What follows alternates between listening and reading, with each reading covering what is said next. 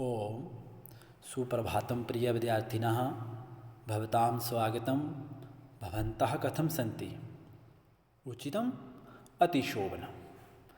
प्रिय विद्यार्थियों, संस्कृत की इस कक्षा में आप सभी का स्वागत है।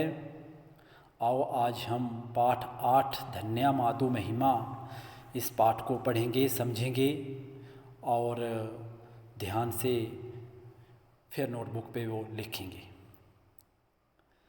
तो माता की महिमा को क्यों धन्या कहा गया है, आओ जानते हैं। एकह बालकः आसीत, एक बालक था। आसीत लगा है तो यहाँ पे पास्ट टेंस अर्थात लंग लकार का प्रयोग हो रहा है। एक बालक था, हमने नहीं देखा, हम नहीं देखेंगे, सुना है, पढ़ा था और सुना था कि एक बालक था। एकह बालकः आसीत, एक बालक था। तस्या नाम आलह आसीत, तस्या तत्शब्द है, षष्ठी विभक्ति एक वचन।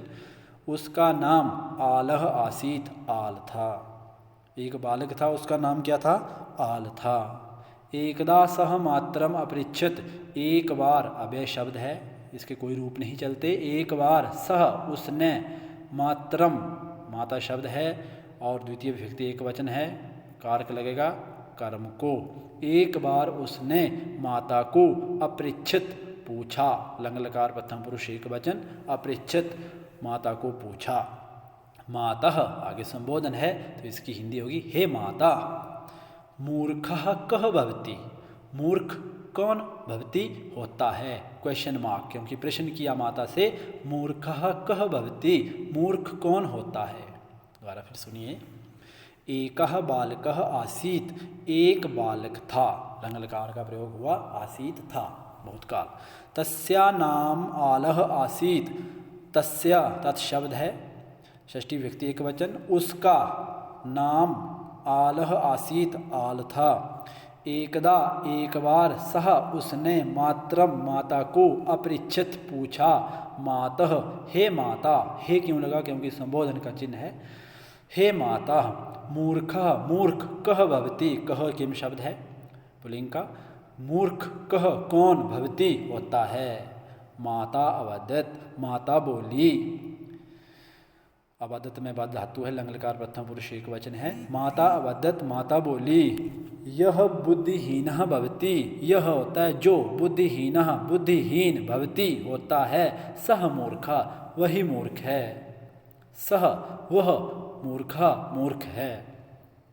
जो बोलती है बुद्धिहीन होता है, जिसके पास दिमाग नहीं होता वह मूर्ख होता है। दोबारा फिर सुनिए। माता अवदत, माता बोली। यह बुद्धिहीनः भवति, जो बुद्धिहीन होता है, सह मूर्खः वह मूर्ख है।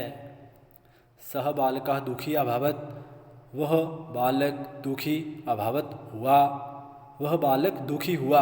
अकथ्यत च, और बोला, च पहले लेंगे, और बोला, दोनों में जो है अभावत और अकथ्यत में लंग लकार पास्ट टेंस है, प्रथम पुरुष एक वचन। वह बालक दुखी हुआ और अकथ्यत बोला। तदा अहम बुद्धिहीना अस्मि, तदा तब, अहम मैं, बुद्धिहीना अस्मि बुद्धिहीन हूँ। तदा जो है ये अव्यय शब्द है, इसके कोई रूप नहीं चलते। तब अहम मैं, बुद्धिहीना अस्मि बुद्धिहीन हूँ। अहम उत्तम पुरुष के साथ उत्तम पुरुष का प्रयोग हुआ है।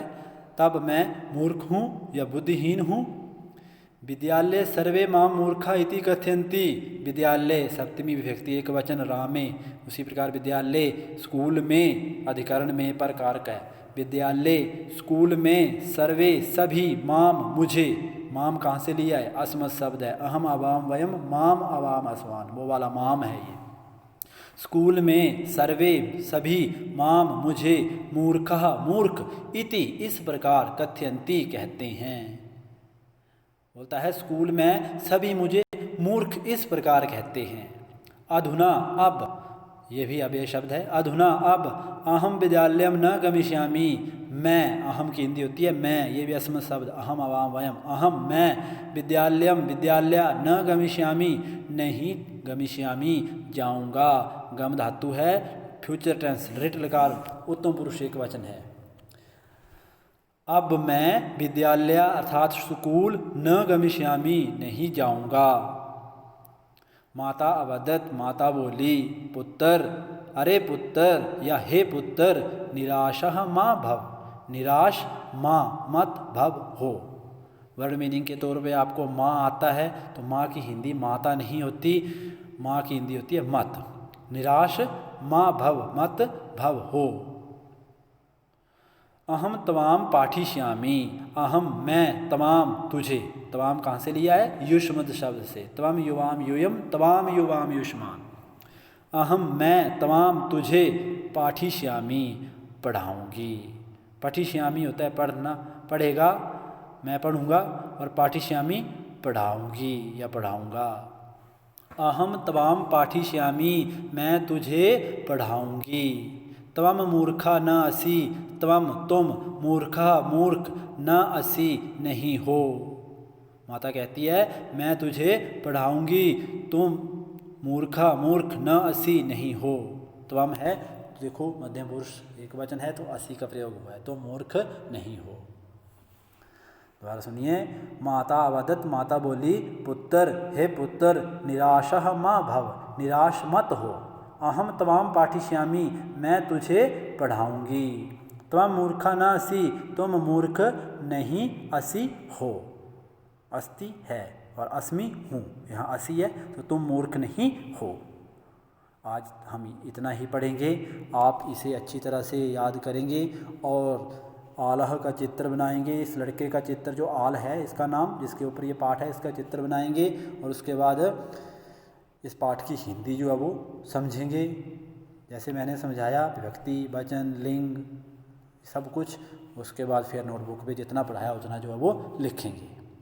इसके आगे हम कल पढ़ेंगे। आप सभी का दिन मंगलमय हो। धन्यवाद।